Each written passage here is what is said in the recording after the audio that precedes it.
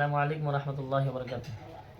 সম্মানিত ভিউয়ার্স যারা দেখতেছেন ভিডিওটা, আজকে খুবই একটি গুরুত্বপূর্ণ বিষয় নিয়ে আপনাদের সামনে হাজির হয়েছি।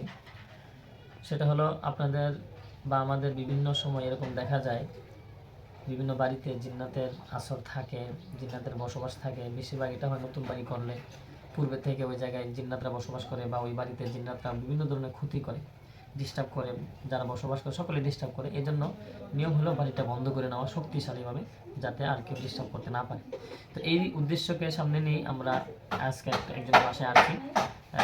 আজকে আমরা বাড়ি বন্ধ করব শরীয়ত ভিত্তিক, যেটা সহিভাবে বন্ধ করা হয়। এই যে দেখেন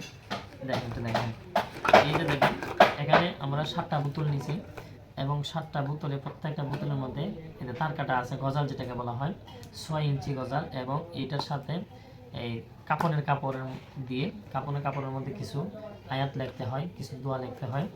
এরকম লেখার পরে ওই গজালগুলো আমরা বোতলের ভিতরে ঢুকিয়ে দিছি।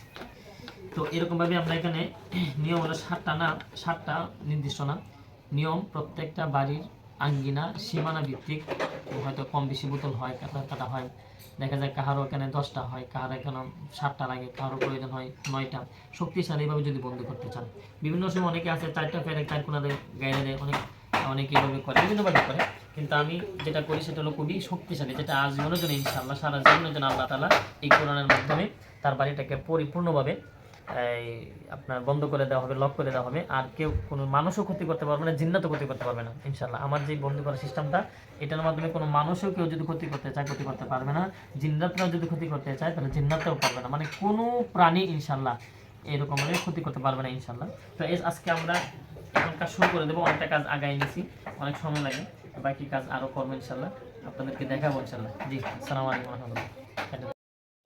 যে এখন আমরা এই বাড়ি বন্ধের জন্য যে পানি প্রস্তুতি করে সেই পানি প্রস্তুত করব ইনশাল্লাহ, আপনাদেরকে দেখাবো। এখন এই যে এই পানি এখন আমরা প্রস্তুত করব, তারপরে পানি পুরো বাড়িতে ছিটাবো,